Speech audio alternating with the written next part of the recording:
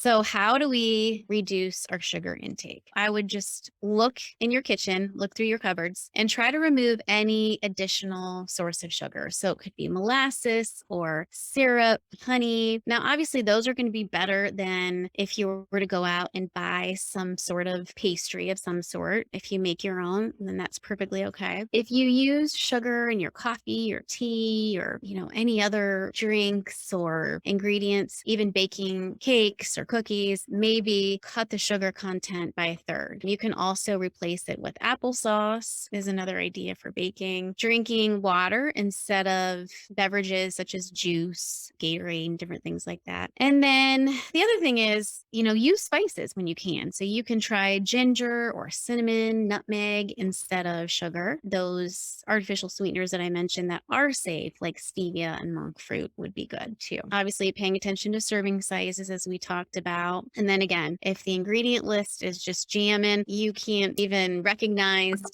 some of those ingredients, then just put them back. How to reduce sugar cravings? Obviously, we want to get more protein in our diet to help balance our blood sugars. Healthy fats, so things like wild Alaskan salmon, avocado, nuts and seeds, those can help burn. You can burn that fat for energy. And fiber, making sure that you're getting plenty of fiber. I would say between 25 to 40 grams daily. It can leave you feeling more full for longer, and it also supports detoxification. And then probiotics also helps fight off candida, which is a yeast that really thrives on sugar, and it can lead to more sugar cravings. So those are the few of the things that we can incorporate. But the big thing is really just, reading your labels, going to the grocery, trying to stick with whole foods, things that were grown from the ground, God created. Do you guys have any tips or tricks that you've introduced to try to curb sugar cravings? Anything that you guys have tried that has worked in terms of maybe it's replacing an ingredient, something that you have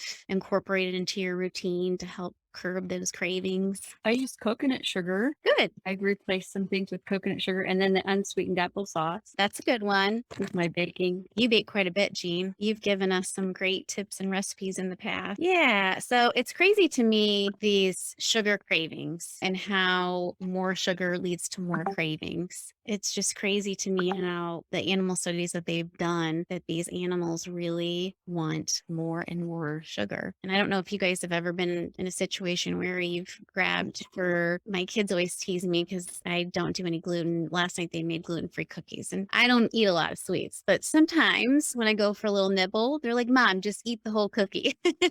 But then, you want more. It leaves you wanting more and more and more. So, yeah, it is fascinating. And then, like I said, some of the foods that you think you're eating healthy, like the granola bars, aren't so much when you really dive into the ingredient list and see how much sugar is in there. And So it's what was the intake for women again? about 6 teaspoons or 20 grams, which again, that's hard to do just for you to kind of pay attention to your daily intake. Take a peek at those labels and just jot them down and see where you are. And, I think when you do that for a week or so, you can kind of determine where you're getting most of that sugar content from and then make some modifications based on that. It is hard and it adds up. It really Mhm. adds up. So, this little sugar or this little yogurt has so much sugar. And so, again, something that we can do differently here is just do plain yogurt and sweeten it with berries, put some cinnamon in it. Put some flax seeds, and it doesn't have to be cow's milk. It could be almond milk or coconut milk. Same benefit. So,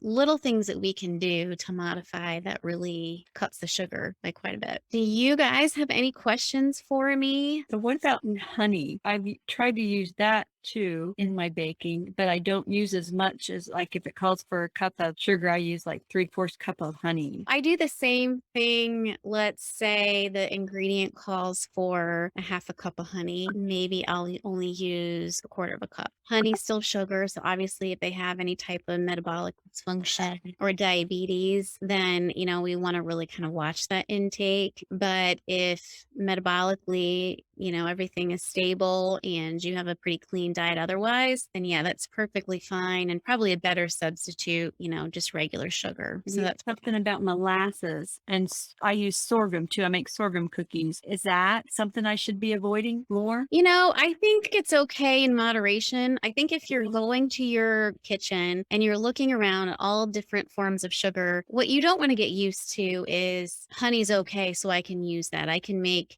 muffins with honey, and I just don't want you to use so much of it that we forget it too is a sugar. Sugar, yeah. And same thing with molasses. I think that's perfectly fine in moderation. And of course, it's individualized too. We just need to weigh if there's some sort of insulin resistance. But no, I think that's perfectly fine as a nice alternative in baking. Then let me know if you have any further questions too. I appreciate it. I do have like some of the things I'll try and do is like those protein balls with the nut butter and a little bit of honey. I know that counts, but I'm just looking for like some kind of protein on the go with the Yep. kids and stuff. That's perfectly fine. And why I like those, are you making those on your own or do you purchase those? I make them on my own. I found I think it's the Lily, but they use I think sugar alcohol in the chocolate chips. Yeah, they do, which is okay as long as, some people notice a sensitivity to that. If so, then I would avoid that, but that's perfectly fine. The fewer ingredients, the better. But for something that's, a healthy treat on the go that maybe has a little natural sugar in it, that's okay. It's probably better than what you're going to get like in a vending machine or at a Yeah. fast food place on the way to the field